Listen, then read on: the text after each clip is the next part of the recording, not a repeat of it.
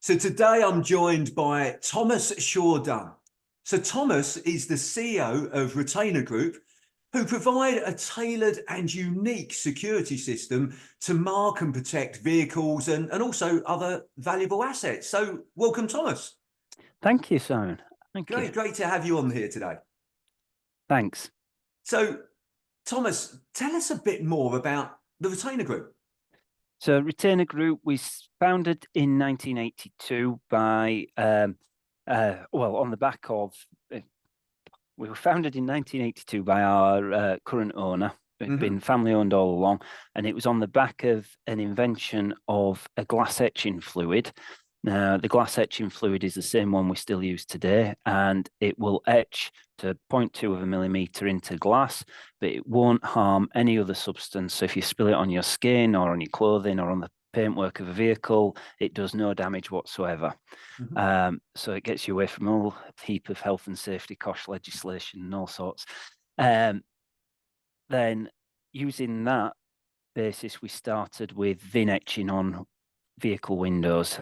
After doing that for 2 years, realized VIN etching doesn't work anymore, or doesn't work as a security solution, so went to our system. And then since then, we've employed our system on all sorts of asset tags, vehicle marking, as you say, any item of value. We can etch any bare metal, painted metal, glass, or plastic with either a UV mark or an etched mark, or some rather intelligent label technology, which can leave a mark behind if you manage to get them off, and they fragment into all sorts of pieces when you try and take them off. So really clever solutions, all of them making sure that they're completely safe to handle. And then the system is that you get a unique code for that asset. So whether it's a tool, whether it's a jet ski, a bicycle, a laptop, part of your business asset register, or a vehicle, we give you a unique code. That unique code is registered with your details and the item details on the International Security Register, which is our database.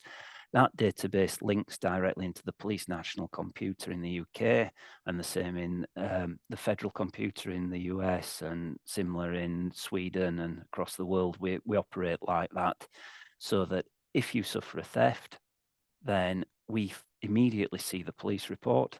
We then tell the police that is this person's asset, it's marked, it's registered.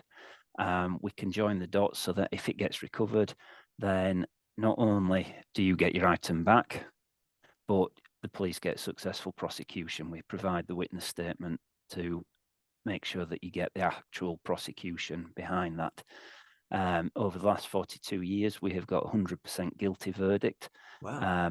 To put that into context, because there's a lot of companies that claim that, and then they've had 0 prosecutions that have actually come to light. So to put it into context, that's 404 prosecutions directly as a result of our evidence in 2023. It's a lot more indirect. We take about 10 calls an hour through our register from police checking up on assets and doing lookups, be it a vehicle at the side of the road or something in a lockup that they've just found. Very simple 24/7 phone line. Even Christmas Day, we're on the phone line, taking them calls and helping repatriate the goods. You would not believe, if you go into a police station, the number of bicycles that are there because they can't repatriate them to the owners. They know who owns it, but they can't prove who owns it, so therefore they can't return it, and then eventually it gets into a police auction. So that's the benefit of the system. And then every business, you're required to asset tag, so we offer that as a system where you just put your labels on, and then you get the asset register you need for your ISO qualification, and you get the security protection. Yeah. Okay. So the benefit is that you're more likely to get the asset back again, and secondly, there's more likely to be a prosecution for the person that's committed the crime. So it's great. And by the way, I had a look at your website, and I love the looking at those we've probably all seen them, those sort of like slightly like they look slightly metallic type of stickers that can go on things, but I love the fact that it showed on your website where people might try to peel it off, it still leaves. It's really difficult, so the label breaks when it comes off, but also it leaves a mark behind so that you can still read the number that was allocated to that, even if they've tried to take the sticker off. So, which I thought was really, really clever and great. So, Yeah. great stuff. Okay, so I'd like to find out a bit about you first of all, Thomas. So, from what I've seen, you actually started as an engineer. I think you were an engineer at Siemens, were you, at one stage? Yeah, I was. So I started off as an engineer at Siemens. I then moved to SSE as an asset manager, then to Alstom as a salesman, and then as head of engineering department. And then GE bought Alstom, so I did a period of time in GE before going into the consulting in the Middle East, where I designed and built power stations, desalination plants, things like that. Then came back to run a nuclear division across here on nuclear power. I actually moved into a house next door to Wendy, who founded Retainagroup.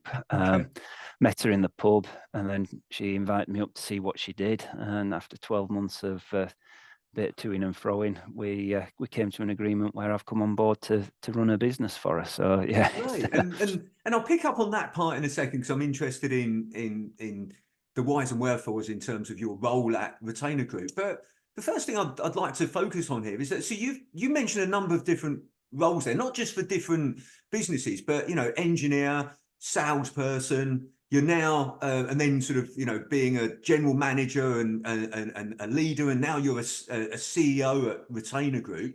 So was that a plan of yours to ultimately become a leader of a business? Because it's not necessarily what everybody sort of plans to do, or has it just happened naturally? It's just happened naturally. Yeah, I've had no plan whatsoever. I ended up doing electrical engineering at university because electronics was the subject I enjoyed most at school, and just carried on going.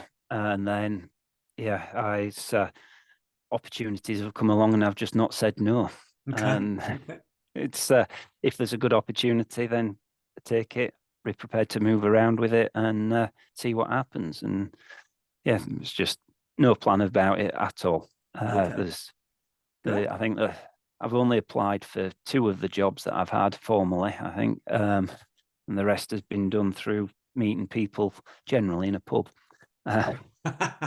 Okay, great. It's as they say, it's not necessarily always what you know, it's who you know. So a great lesson there into make sure you speak to people around you and talk to people and find out what they're up to, because opportunities arise. So I like that. So Thomas, the role of an engineer is obviously very different to the role of a CEO. So what would you say is the most important role of a CEO? A CEO is there because you need someone legally responsible for the company that's going to put his neck on the block whenever a decision needs making, and can do all the reporting and the administrative side of the business. Now, it's a very different role being CEO of Retainagroup, which is a SME, albeit we work internationally and across the globe. It's we've got 32 employees based on 2 sites in Kent, whereas being CEO of Tractor Bell Middle East, when I was doing that as consultancy, and you're interacting with the board of huge conglomerate, France's 6th biggest company at the time. Very different roles and responsibilities there. And CEO of an SME, you're a salesman, you're an engineer, you're an IT support, you're doing a load of legal stuff, HR stuff, whatever comes on. When you've got 30 employees, you've not got someone to say, oh, that falls into that bucket, or that falls into that bucket. You've got to make sure that you can turn your hand to anything. As an engineer, you're very structured. You've sort of programmed to be very, very structured, and to work in a set where if you are going to come out of that world, and certainly into sales, you need to be able to be flexible and adaptable. And I think the skill set that is the most important in that is not just the flexibility, it's about the communication with people to make sure that you understand what you're doing and they understand what you're doing and you understand what they're doing. And as long as you've got that, I think that you're fine moving forward. Okay, great. So we've got a thing there. So yeah, there's different being a CEO to a large, multinational business to an SME. With an SME, if I'm correct in saying, you've got to be able to be prepared to roll your sleeves up and getting involved in a bit of everything. But primarily, some things that you mentioned there is, you mentioned decision making. You've got to be good at decision making. You've got to be good at reporting, and above all, that you said there, good at communication. Why in particular communication, Thomas? Well, because I'm from Yorkshire, as you can probably guess by the accent, then you would probably be absolutely outstanding to hear that people don't always just perfectly understand the Yorkshire accent and the Yorkshire way of working. So missing out the words of such as the can cause confusion. Even at Retainagroup in the office here, the sales office, we've got 3 different nationalities. In the register, we've got a number of different other nationalities. I think we've got 6 or 7 different places of origin from different countries, just in the 32 people that we have employed here. In my past, where I've worked for international companies, where you've got thousands of people based in each country, again, people's English is all different. And I was once working with a French engineer, an Indian engineer, and we drove from Abu Dhabi to Dubai, had a meeting, and then was driving back. So we'd been together probably 5 or 6 hours in the car, and then in a meeting, and then back in the car. And this Indian engineer turned around to me and says, "So what part of France are you from?" And that sort of struck me there as the English language is very, very powerful. But equally, we have a lot of words that mean the same thing, and we have in both spelling and in both pronunciation. So you have to be very clear in what you are wanting so that everyone's driving in the right direction. So what I've found is when you say something and you say to someone, "Have you understood?" They'll say yes. You ask them to repeat it back to you and you go, "No, I didn't mean that." So, yeah, I think that that's it's a great point, and it links to something that a phrase that I always use, which is communication is the response you get. Okay, so and which means that if somebody hasn't understood what you've said, it's because of the way that you've said it. Okay, so we often look, it's like looking through the window and looking in the mirror. So we quite often, if somebody hasn't understood what we've said, we often look at through the window and sort of go, well, it's their fault that they didn't understand what I said. But actually what we should be doing is looking in the mirror and saying, how could I communicate that better so that they do understand it? What language can I use? And, and I don't necessarily mean, what foreign language that I can use, but, how can I communicate it in a way that they will understand it? Do I use, some people are very vision orientated. So do I use a diagram? Some people are very kinesthetic. So do I show them how to do something? Some people are very, very auditory. So they're more, they like listening to language and things. So I love what you said. And I like the bit that you said there, Thomas, about getting them to repeat back to you. That's how you know, isn't it, that somebody's understood what you've said? That's the only way to do it. Yeah. The only way. Yeah, I like it. That's, yeah. I always think that's when I speak to my clients and we talk about delegation and we go through the steps of, effective delegation, the very last one, well, not so much the very last one, but the last one in communicating about the delegation is to get them to repeat it back to you. And until they can repeat it back to you and you both go, yeah, that's it. You keep going over and repeating it. Right. No, this is what I meant. Let me clarify that point. Because quite often than not, it's as you said there, Thomas, that as they're repeating it back to you, they might then suddenly go, oh, actually, I thought I understood it, but I don't. Could you explain it again?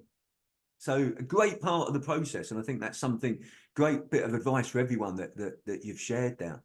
So Thomas, what do you see as the main challenges that you face as a CEO of of an SME, but it's still a reasonable sized business. I mean, you said there 32 employees across 2 sites. It's not without its challenges. What do you see as what challenges do you face as CEO?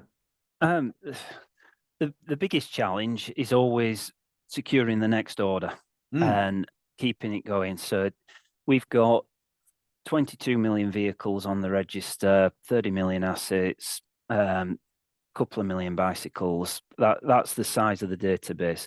So you've got obvious risks in cybersecurity and everything else. But for me, the biggest risk to the business is sustainability. And that data is there in perpetuity. Once there's an asset logged on the register, we never delete, because you need to mark it as destroyed so that if it reappears, then you know that.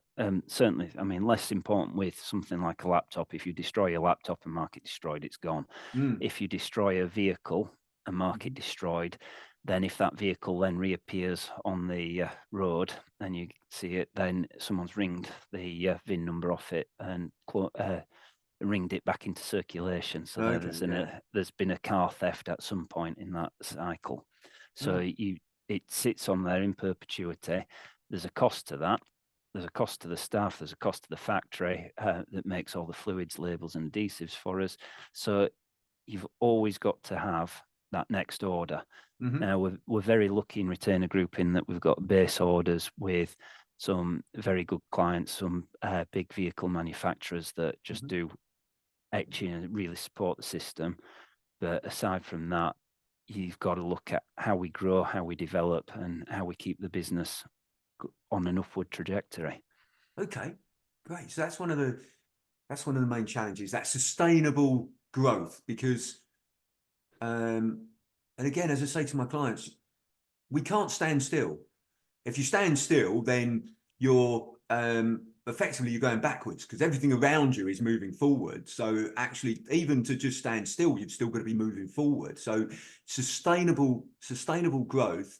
And is that one of the main things that, because actually I didn't clarify at the beginning, you joined Retainagroup about 8 months ago. Am I right in saying that? Yeah, something like that. Yeah. So is that one of the things that the board of Retainagroup said, right, okay, Thomas, one of the things we want you to focus on is sustainable growth? It's the thing that I was asked to focus on really was to look after the company and look after the people in the company. Okay. That was the brief I was given.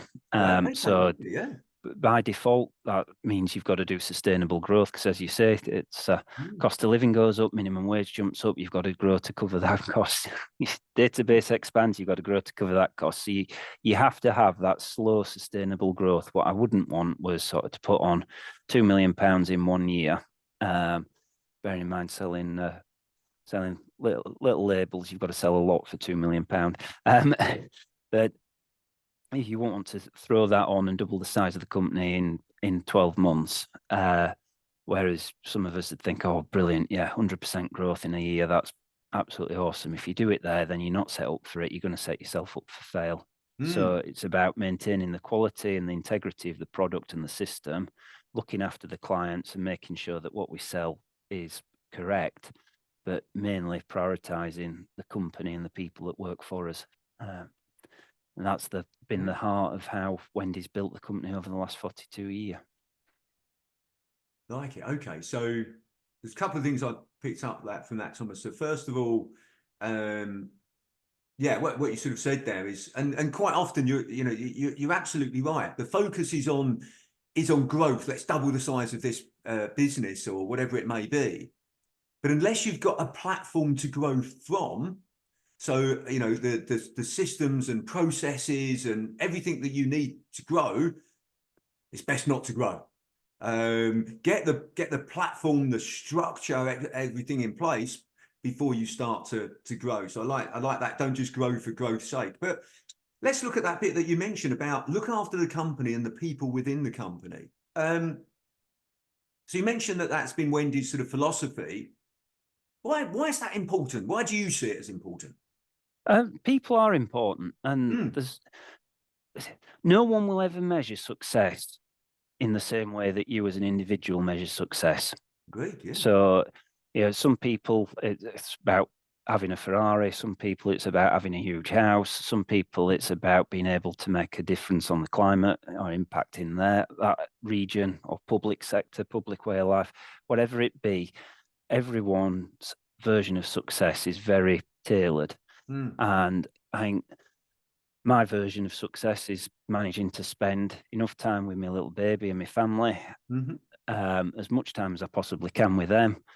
Not too much time tied to a desk, but still meet the demands that all the customers need, that the business needs, and make sure that my staff get the same level of support in doing that. So it's people have been at the heart of everything we've done. Wendy, who set the company up, also founded a charity called Manga Kalara that take orphans off the street, baby orphans off the street in Bangalore, and they educate them to degree level before letting them back out with a solid founding education for them to find a job and move on with and change their lives.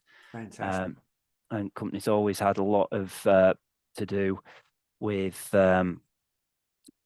Find a Voice, which is a communications charity helping people communicate with that otherwise can't. So if they've had a stroke and lost the ability to talk, or something like that, early onset dementia, things like that, giving them the facilities to be able to do that. So that's been the company charity side. Yeah. And that's where we follow through. We're looking after our own people as well as anyone that we can. So there's a real alignment there, isn't there, between the company's values and the charities that you support? Because, you know, you mentioned earlier about communication that's important in the business, and you support a charity that's focused on communication. You mentioned that people are really important to the business, and the company focuses on a charity that helps people. So yeah, there's a real alignment there between the two. So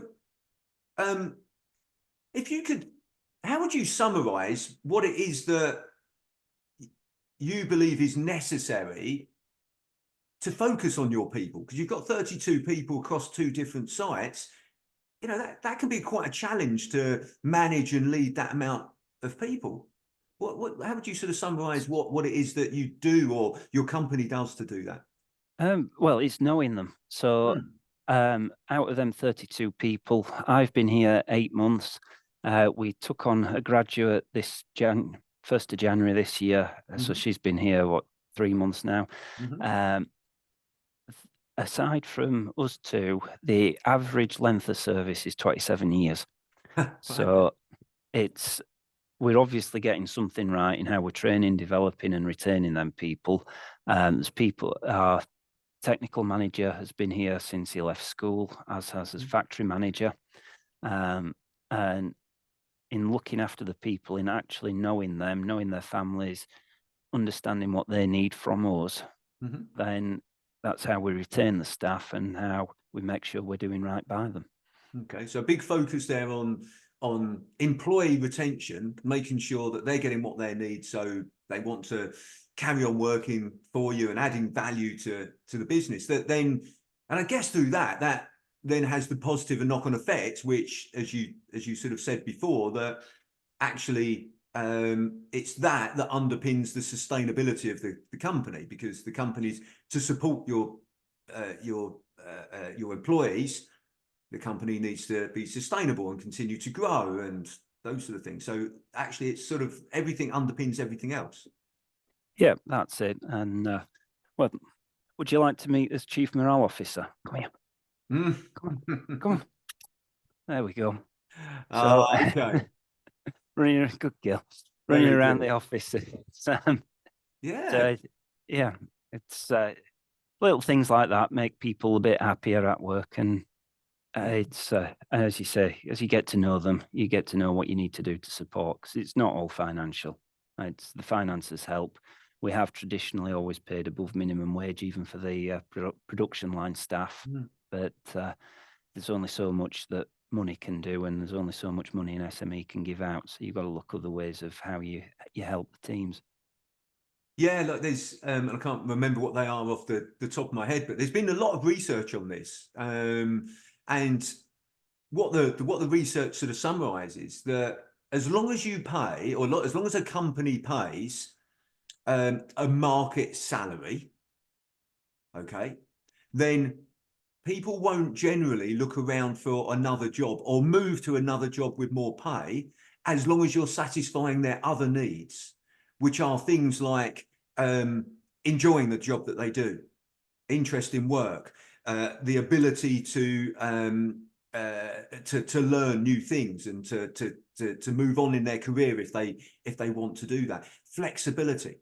So if you've got all of those other things right, and as long as you're offering a market salary, even if somebody gets offered a lot more money, they're less likely to move because of all the other things that you offer. And it sounds as though that's what you and your company are really focused on. Yeah, I don't know anyone that's ever moved simply for money. Once you've got enough money, it's not a driver at all. No.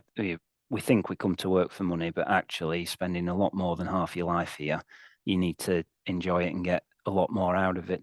In my entire career as a manager, I've only ever lost one person that I've wanted to retain, and he went because the customer actually poached him and were offering him double the salary that he was on, or pretty much that.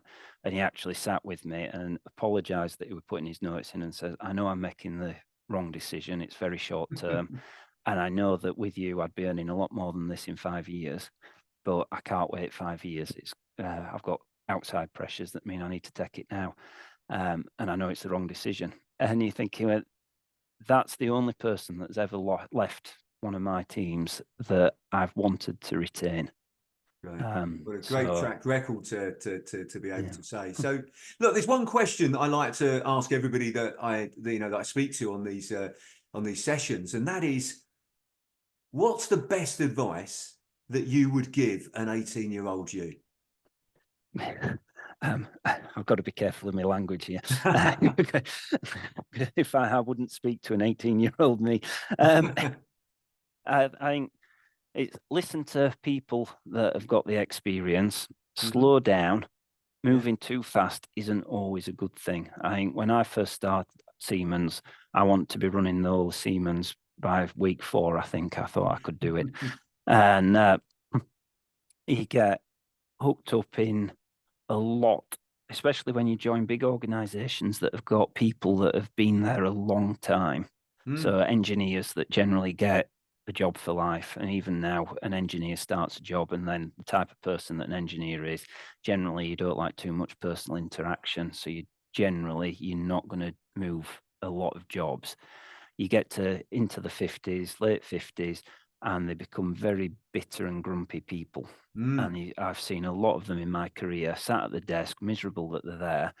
And you, as a young engineer coming into that, get sucked on into this is wrong, that's wrong, management's wrong, management's always wrong, especially in Newcastle where I started. You might as well have had the red flag outside, Union territory.